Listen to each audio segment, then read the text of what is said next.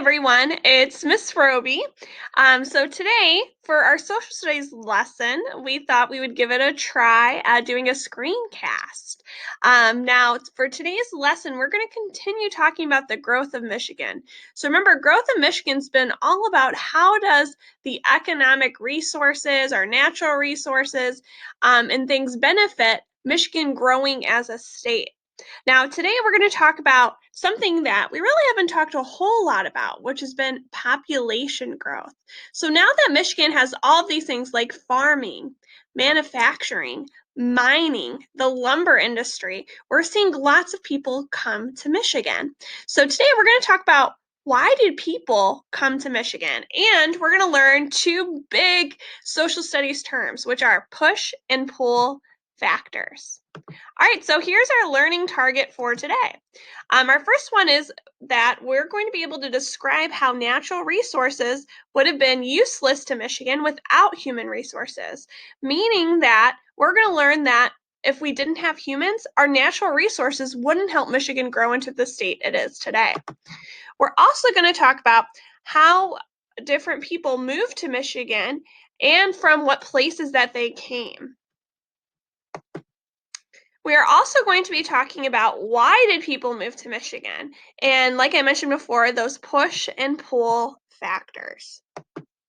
So before we begin, this is kind of a review of things that we've talked about before. And if we look here at the top, it says, how did the natural resources in Michigan influence its growth and development? So how did those natural resources and things that we found in nature help Michigan grow?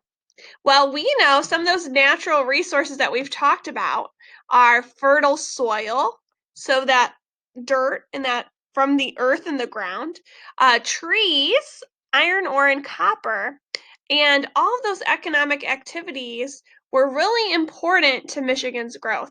We know that without fertile soil, we wouldn't have the farming industry. We know that without trees, we wouldn't have had that lumber industry boom with things being made from Michigan.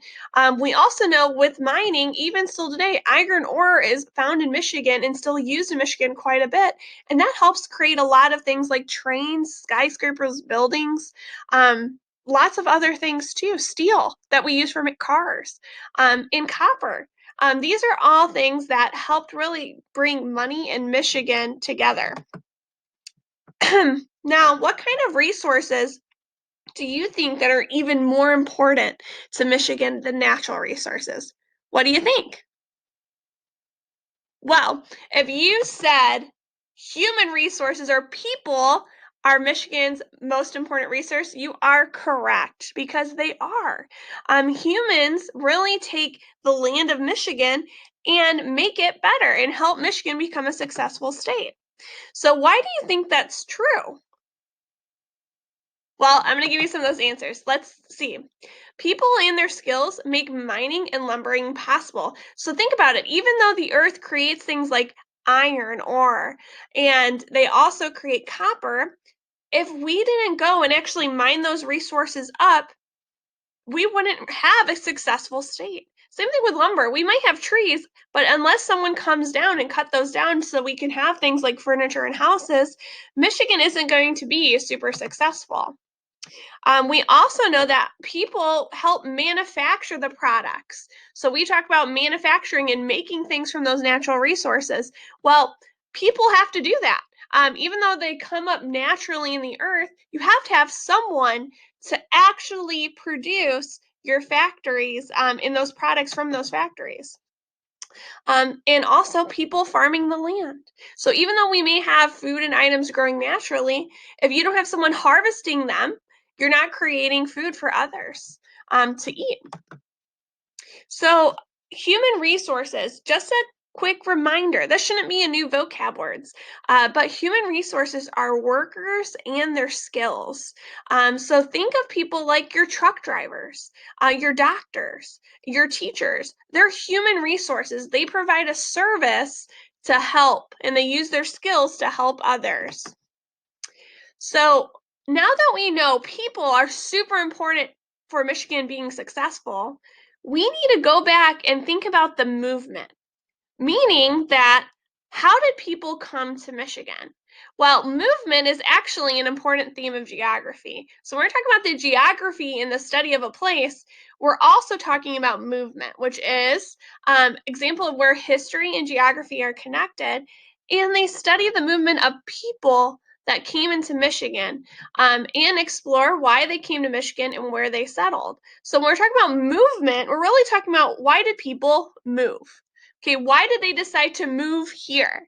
Think about the word movement. If you look closely, you even see the word move in there. So, why do people want to come to Michigan? Why would they want to move? And we're going to talk more about that right now. All right, so let's see.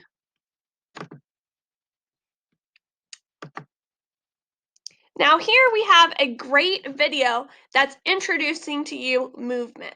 So if you're a little unsure about what does movement mean, or it's a really kind of exciting video, helps you understand movement a little bit better, I want you to hit pause and watch this video. Before we even move on to the next thing, it's really important to understand what is movement when we're talking about geography. So hit pause on this screencast, and I want for you in your Google Slides to play this video. All right, go ahead, hit pause on my video. All right, so hopefully now you watched that movement video. So let me just reiterate that keyword movement. So movement is the theme of geography that explains how and why people, goods, and ideas move. So like the video says, it's not only about how and why people move to Michigan, but it even includes goods. So those things that we buy and sell, and ideas. So thoughts, words, information, how those move in our area as well. And so this helps us connect to people and other places when we think about movement. So, can you think of some examples of the movement of people to Michigan? Can you think of people that have moved to Michigan? What are some of the reasons why someone may choose to move to Michigan? Right now, go ahead, hit pause and tell your neighbor right next to you. What would be a reason why someone would move to Michigan? All right. Well, the first movement of Michigan and some examples of movement that I can think about is when we talked about the early history of Michigan. Early Native Americans moved into Michigan long ago from other areas in what was the United States at that time. We also know that French people and later British people, they actually moved to Michigan to take part in the fur trade. Remember, we talked about them in the early history of Michigan about how they wanted that money from the fur. The other one that I think about is those settlers moving from the eastern part of the US when they moved to Michigan to begin their farms. Think about when that Erie Canal was built. More people were willing to travel to Michigan to either start farms or get other goods and services. So here are some examples that I have of people moving to Michigan. Can you think of any others? All right.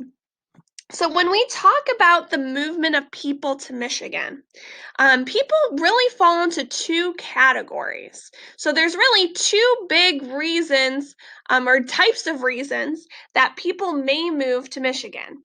Now, the first one we're going to talk about is pull factors. Okay, so we know that many groups of people move to Michigan.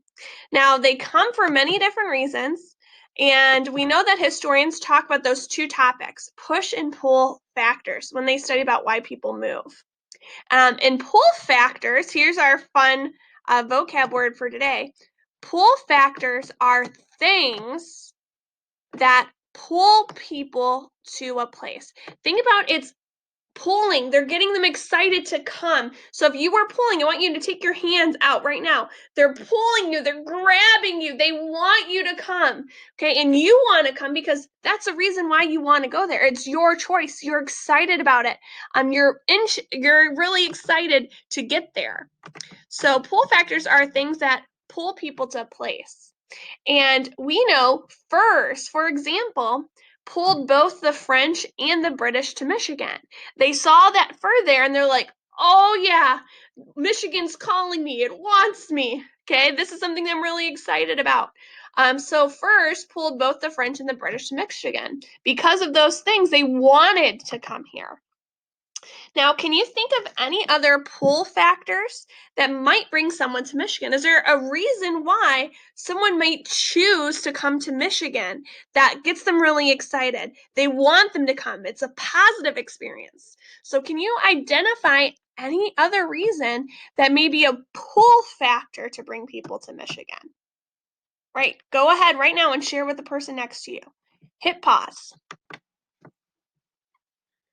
All right, so here are some of the items that we really thought would pull people to Michigan. Well, we know the settlers, they were pulled towards Michigan because they wanted fertile farmland, right? They wanted to escape those crammed cities and they wanted to experience that fertile farmland. So that was a pull to get them there. Also, the cheap farmland. It was cheap because there was lots of land everywhere. That was a pull factor. Growing towns. And what I mean by growing towns is the fact that there are a lot of people and they're brand new, and you could start a business and people would buy items from you. So, growing towns was a great way to kind of start a new job and a new opportunity for a business. And that would be a pull factor that you have new people that you could reach and you can make some money. Also, jobs in lumber mills.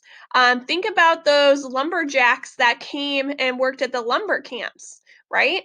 They had an opportunity to come to Michigan. They made that choice. They pulled themselves towards Michigan because they wanted a great job. So these are all examples of Michigan's pull factors.